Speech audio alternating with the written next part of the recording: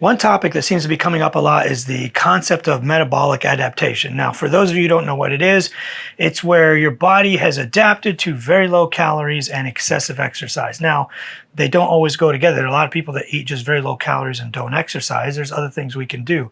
It's a very difficult process to reverse out of. These are the patients that come to you and say, Doc, look, I'm 250 pounds. I only eat 1,200 calories a day. I exercise every single day, including weightlifting and cardio. And anytime I eat over more than 1,200 pounds, 1,200 calories, my weight goes up. This has been brought up a lot on various physician groups and forums that I'm on. In the fitness community, because I'm also a certified personal trainer, we've known about this and there's lots of studies on it. Well, maybe not lots, but there are studies on it. You can watch one of my exercise or diet or weight loss long videos to look over metabolic adaptation. But what it is you've told your body that I'm only eating 1,200 calories a day, and now I'm going to exercise every single day. You're eating 1,200 calories a day. You lose some weight initially. You get down to, like, let's say 220. But then you're stuck there. Now what are you going to do? Are you going to drop to 1,100 or 1,000? That's really, really, really low calories, even for like a 10 or 12-year-old. So what you want to do actually is do something called a reverse diet. You want to reverse out of there. And this process can take a really long time because you got to this point where your calories are really, really low. And you want to get back up to like 2,500, 2,400. So the key is it's going to be a long process. So I tell my patients or my clients, if they're fitness people, that this is going to take some time. This is not a 3 to 4 month process. This could take up to a year, maybe even 2 years. You want to add back a little bit of calories each week. Usually I tell people add 100 calories every 2 weeks. So if you're like at 220, if you're at 1,200 for the next 2 weeks, eat 1,300. Now, because you've increased calories, you're going to have an initial weight gain. Your weight, depending on the person, can go up by 4 to 7 pounds. This is just your muscles taking up glycogen, because now you're giving your body a surplus of calories. You're going to take up glycogen, and when you take up glycogen into your muscles, water follows with it. So you're going to get that initial bump. So let's say you're 220, you go up to 227, 205, 225, something like that. Have no fear, it's going to stay that way. So just keep going at 1,300 calories for the next 2 or 3 weeks. You're going to like plateau around, let's say, 227. 2 weeks later, add another 100 calories, then keep doing that over time. You'll eventually get up to like 1,800 or 2,000. Now your metabolism has gone up, and you'll see that you can actually eat more and still stay around 227, and you got to keep doing that. And this may take a long time. Let's say a year from now, 16, 17 months from now, you're up to like 2,300 calories. That's a good place to settle at if you want. And you'll notice your body can buffer your calories. If you're 200 over or 200 under, maybe even 400 or 500 over, 400 or 500 under, there's something called NEAT, non-exercise activity thermogenesis. This is activity that you do every day that is not purposeful exercise. This is like you fidgeting, you walking, your step counts, me talking with my hands, whatever it might be. Your body can use NEAT, either it can increase it or decrease it to buffer those extra calories. So let's say you're 225 now, you're eating 2,500 calories a day. One day you eat a little more, one day you eat a little less. Your body down-regulates or up-regulates your NEAT. You might not walk as many steps one day. You might walk more the next day. You might fidget a little more. You might get up for more breaks. You'll do that instead.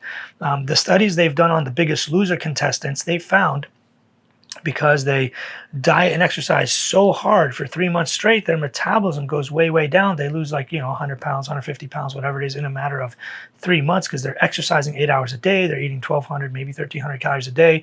Their metabolism is super low. Even 6 years later, they've tested their BMR, and their BMR is about 15 to 25% lower than what is expected for their body weight, age, sex, height, genetics, all that. Maybe not genetics, but all of their characteristics, the body weight, the BMR predictions don't match. They're about 15, maybe 25% lower than they should be. So your BMR your metabolism can be wrecked or at least severely reduced. That's called metabolic adaptation, and it's horrible.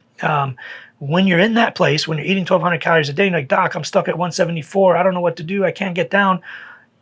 We have to get you out of this. You're not going to eat 1,100 and then what? You're going to go to 800 or 900? That's really, really low and dangerous. And it's not fun. Who wants to eat like, 2 plain bagels with cheese every day for the rest of their life. Otherwise, they'll gain weight. The other thing you want to do is cut back on your exercise. Maybe cut back if you're running, 5 miles a day, cut it back. Do only like 2 miles, and then eventually drop one of the days. You have to do that. You have to reduce that as well. You have to increase your calories slowly, and you have to decrease the amount of exercise you're doing slowly. If you suddenly cut out your exercise completely, then you're obviously going to gain a lot of weight, and you might want to do that, but you're going to not like that. You might gain back more weight than just those 4 or 5, 7 pounds. So you definitely want to scale back on your exercise. And this looks different for everyone. Some people doing cardio 3 times a week. Some people lift weights the other days. Cut back, drop one of the weightlifting days, but it's usually the cardio that does it more than the weightlifting. The weightlifting actually can increase your BMR because you're gaining muscle usually. And especially if you reduce the amount of cardio you're doing and increase your calories, you'll actually gain more muscle. And that's another way to raise your BMR. Gain some muscle, your BMR will go up. So usually what I have these patients or clients do is exactly what I said. Increase your calories very, very slowly. You're going to gain some weight initially right away. Don't freak out. That's pretty normal. And then start slowly lifting weights. If you haven't been lifting weights and you're doing just cardio, cut that back and start lifting weights. You increase some muscle mass. You put on some muscle. Don't worry, ladies. You're not going to get bulky or look, crazy big, muscular. But you'll put on some muscle. You'll actually like the way you look eventually. And then you that skinny fat look most people don't like. But right now we're talking about people that are overweight, so that doesn't even matter at this point. Just put on some muscle. Your BMR will go up. Slowly increase your calories. The number one predictor of your BMR is your calories.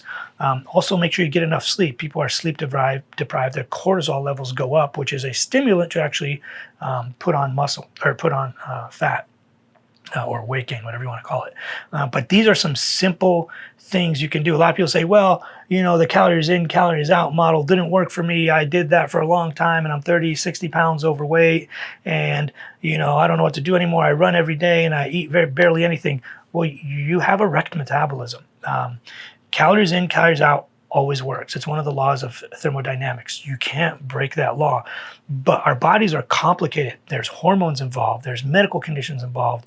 There's all this milieu of stuff. Psychological is huge. All this stuff going on that has adapted to what you've presented to it. Your body is great at adapting. We swim, we fly, we can live off almost no carbs. We can live on only fat. I mean, there's a lot of things we can do that the human body is very good at adapting to. I mean, just look at diabetics, or people with end-stage renal disease that are on dialysis. They can have potassium levels that are super low and super high.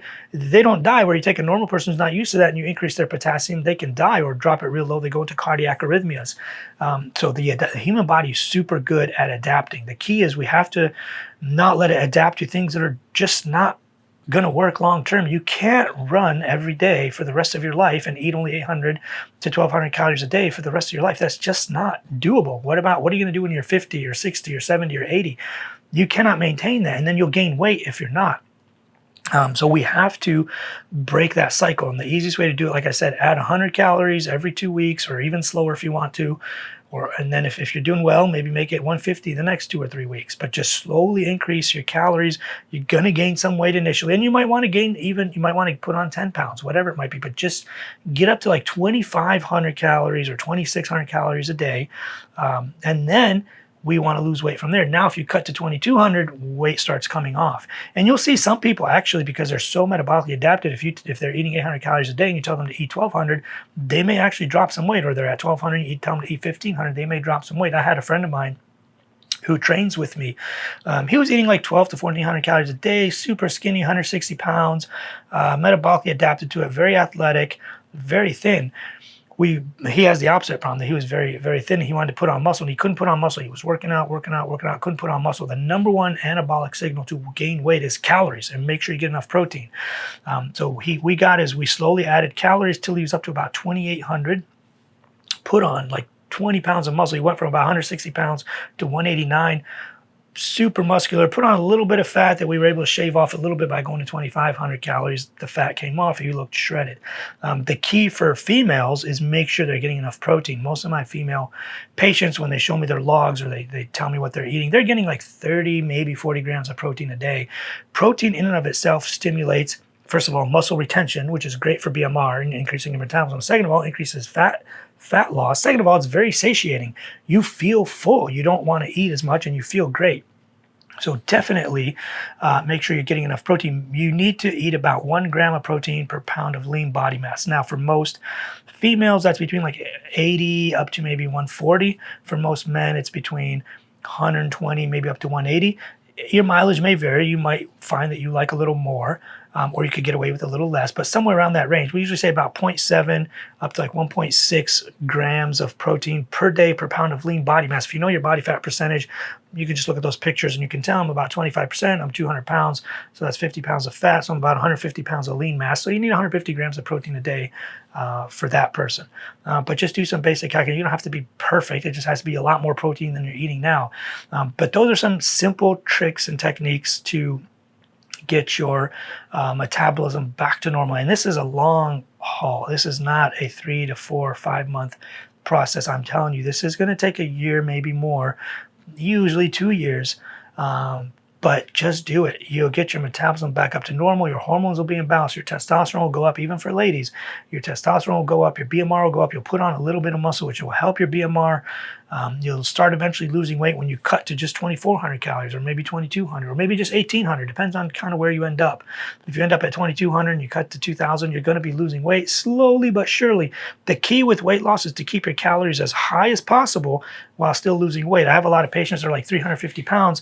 If they ate their body weight times 10, which is 3,500 calories a day, they would lose weight. But somebody told them to eat 1,200 or 1,500 calories a day.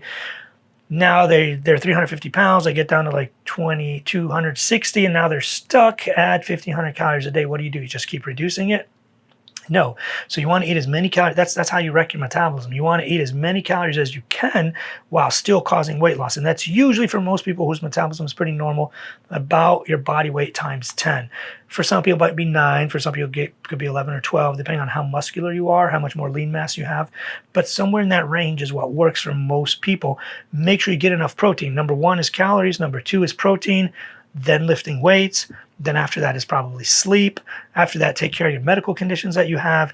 And then after that, it's kind of like a lot of other things. There are no magic supplements or magical things you can do to lose weight. But this is how I talk to people who have metabolically adapted to super low calories and or plus or minus lots and lots of exercise. So I hope that helps.